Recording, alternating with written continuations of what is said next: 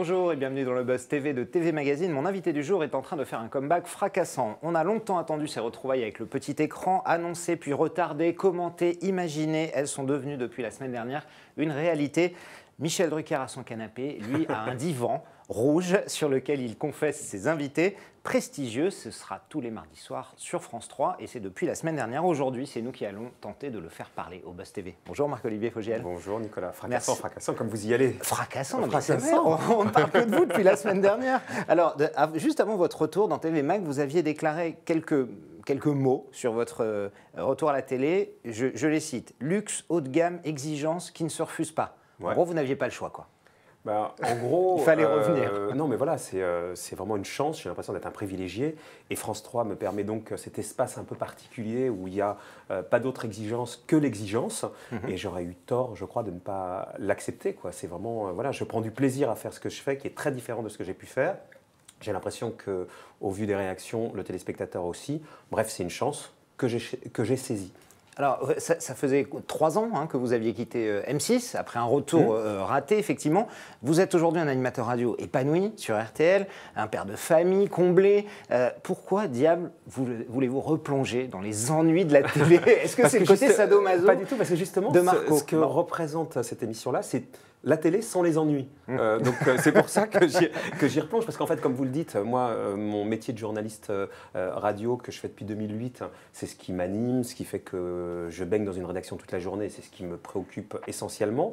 Ma vie de famille, alors là, pour le coup, est au-dessus de tout. Important, bien sûr. Et j'ai peu d'espace pour faire autre chose, et en tout cas, j'ai pas l'envie particulière de, je sais pas, d'aller m'exposer à la télévision. J'ai réglé ça depuis bien longtemps. En tout cas, pour le moment, je n'avais pas la nécessité. Ce que vous faites pourtant, vous voulez dire pas dans quelque chose de chaud, exposé en audience. En tout cas, je n'ai pas le besoin personnel, ni d'ego, ni financier, ni je sais pas de quoi, enfin voilà, de quotidien, parce que de flip, de pas bosser, enfin tout ça pour être légitime. J'ai pas tout ça. Et parce que cet espace qui m'est offert, c'est la télé sans les ennuis, j'aurais tort de ne pas l'accepter.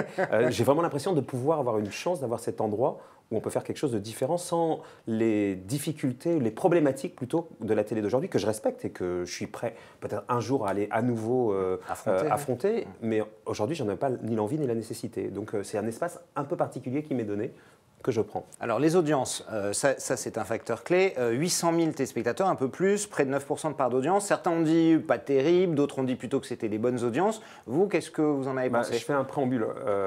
C'est normal qu'on commente les audiences, mais surtout, alors là, et la chaîne et moi, on ne fait pas cette émission pour ça, mais pas du tout. Donc je savais bien que le lendemain on les commenterait. J'espérais surtout que ça ne soit pas une catastrophe d'audience, de façon à ne pas avoir à me justifier sur le thème. Mais vous savez, on ne fait pas ça pour ça. On s'en fiche que ce soit une catastrophe d'audience. On fait ça pour faire une bonne émission. Ça change d'ailleurs de travailler comme ça, Marco. Vous avez toujours bossé avec les audiences bien sûr, ça change. Mais donc, j'espérais juste ne pas être dans une zone vraiment noire où je serais amené à devoir aller justifier la raison pour laquelle j'ai fait. Il se trouve que ça fait 2 fois et demi ce que faisait la case, donc c'est très haut en audience. Votre ami Dev d'ailleurs, qui était avant oui, sur puisqu'il y avait entre les deux, ça fait 2 fois et demi. Donc en termes d'audience, c'est très haut. La chaîne m'avait dit autour de 4-5, ça ira très bien. En dessous, on justifiera puisqu'on s'en fiche. Au-dessus, c'est du bonus. Donc on est très largement au-dessus du bonus. Mais alors, sincèrement, comment dire, c'est pas mon sujet. On verra bien ce que feront les autres émissions. Il y en a une, par exemple, que j'adore, une émission que j'ai tournée avec Éric Dupond-Moretti.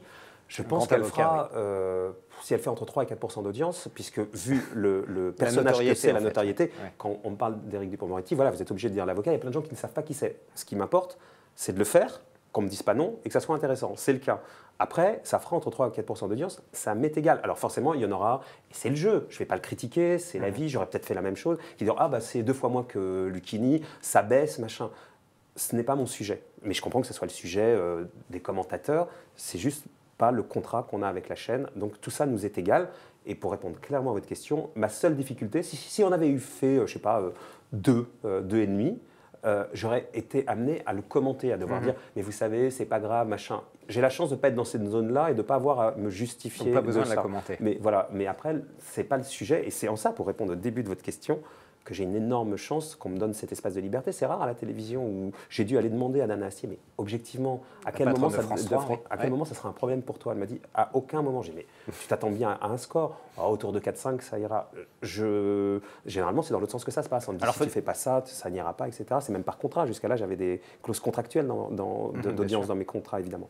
Alors là, effectivement, en plus, vous ne partez pas pour une période illimitée, puisque c'est une série, un documentaire. Vous en avez une vingtaine, je crois, c'est ça, prévu? En fait, la chaîne voulait démarrer en septembre pour en faire une saison. Moi, je voulais en faire une série de 20 numéros, et on verra.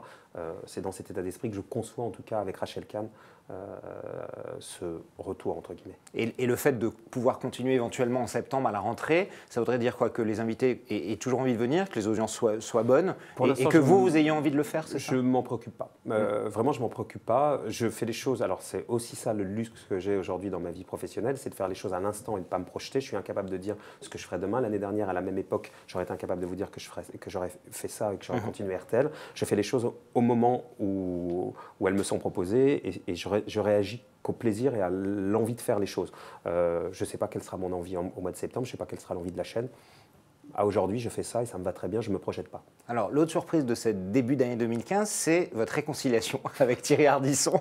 On en a beaucoup parlé. Vous invitez donc le week-end dernier dans Salut les Terriens. Vous lui retournez l'invitation puisque ce soir, donc, il sera sur le divan, sur votre divan, en tant que deuxième invité. Ces retrouvailles, c'est un coup de buzz ou pas, Margot? Oui, il y a un petit coup de buzz là-dedans, évidemment. En fait, ça n'a pas été fait pour ça au départ. Le point de départ, c'est qu'on s'est croisés au 30 ans de Canal. Ça faisait des années qu'on ne s'était pas même croisés. On a plein d'amis communs, notamment Laurent Ruquier, dont on est proches l'un et l'autre, et qui nous dit, mais c'est dommage, réconciliez-vous. Moi, ce n'était pas ma préoccupation, ce n'était pas la sienne. Là, en l'occurrence, il est venu me voir, il m'a serré la main. Il était étonné que je la lui serre après les différentes choses qu'il ait pu dire. Il a dit que c'est son épouse qui l'avait un peu poussé à vous réconcilier. Moi, je me dis pas je ne vais pas me réconcilier avec Thierry Ardisson. Enfin, voilà, donc je lui ai serré la main assez facilement. Enfin, normalement, même pas facilement. Normalement, on s'est recroisés, hasard de calendrier, on s'était pas vu depuis 10 ans ou 15 au Crazy Horse pour le spectacle de Conchita Wurst. Sympa vos sorties. C'était sympa. On était assis quasiment à côté, on s'est reparlé et on s'est recroisés la semaine d'après au restaurant. Et là, j'en ai profité à cette occasion-là de lui dire, bah là, ça y est, maintenant on ne se quitte plus. Est-ce que tu viendrais sur le divan? Il m'a dit oui, et c'est comme ça que ça s'est fait. Évidemment, je pensais bien qu'on en parlerait, mais la raison principale de l'invitation, c'est pas ça. C'est pour bien connaître Thierry, pour avoir été très ami avec lui avant d'être très fâché avec lui, c'est qu'il a une vie assez particulière. Et quand, par exemple, il explique qu'en quittant ses parents sans conflit à l'âge de 16 ans, il ne les a jamais plus rappelés pendant 12 ans, parce qu'il estimait que ce n'était pas sa famille, que c'était grosso modo, il le dit, des ploucs, et qu'il avait envie d'une autre vie. C'est assez passionnant de voir comment il a construit ce personnage-là. Ça, c'était la raison principale. Et après, je me suis dit, s'il y a du buzz, ça peut pas faire de mal. Chez vous, d'ailleurs. Ouais, il se déballe. Il m'a envoyé un texto après l'émission, il m'a mis « Cette émission, c'est moi, bravo ». Et il a tout dit. Les audiences, on en parle toujours. Alors celles-ci, elles sont importantes, c'est les audiences radio d'RTL. Ça tombe bien parce qu'elles sont très bonnes. Vous êtes toujours sur la dernière vague de janvier, le leader de la tranche 18h-20h. C'est toujours un bonheur absolu de refaire le monde tous les soirs sur RTL. Alors moi, j'ai la chance d'avoir deux jambes, entre guillemets. C'est-à-dire qu'en soi, refaire le monde tous les soirs, ça serait extrêmement frustrant si je n'avais pas la première heure d'info, ces journaux à concevoir avec la rédaction. Qui est RTL Soir. Et c'est parce qu'il y a tout ce travail qui m'oblige à être à la rédaction très tôt le matin, à 9h, faire les conférences de rédaction, trouver les angles, sur quel sujet on revient. Enfin, ce travail-là d'éditing de l'info me passionne.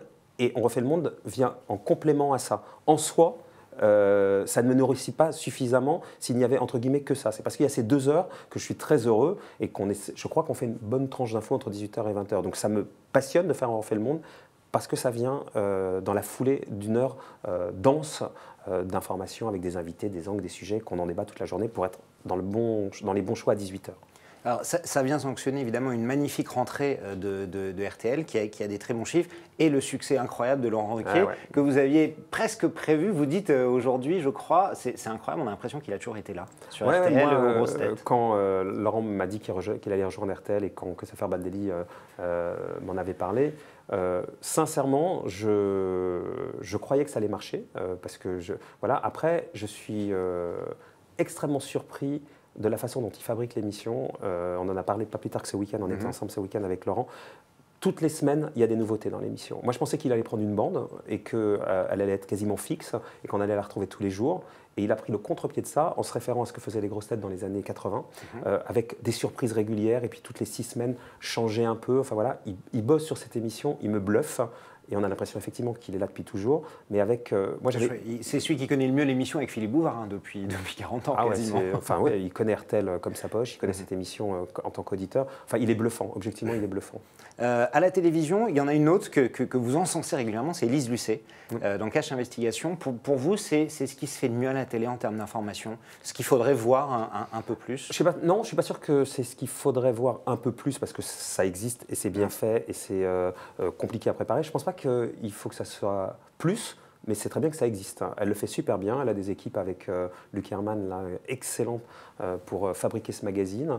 Et aussi bien le fond que la forme et puis la personnalité d'Élise Lucet font une excellente émission. Je trouve ça formidable, vraiment formidable. Quand vous avez une alchimie comme ça entre tout et que ça prend, c'est formidable. Je ne suis pas sûr qu'il en faille plus, mais c'est déjà formidable que ça existe et j'imagine la difficulté que c'est à fabriquer. Donc c'est vraiment un programme, je crois que j'en ai pas raté un seul. Merci beaucoup Marc-Olivier Fogiel. Merci d'être venu nous voir. Donc je rappelle qu'on vous retrouve ce soir, ce sera 23h, de Divan, de 23h05. Ça change tout. Hein, vous pouvez venir à 23h. Hein, oui, mais entre 23h et 23h05, je risque de m'endormir. Et donc ce sera Thierry Ardisson, votre invité. Et puis tous les jours, 18h, 20h, c'est sur RTL. Absolument. RTL Soir et on refait le monde. Absolument. Merci beaucoup. Le Buzz TV revient demain avec un nouvel invité.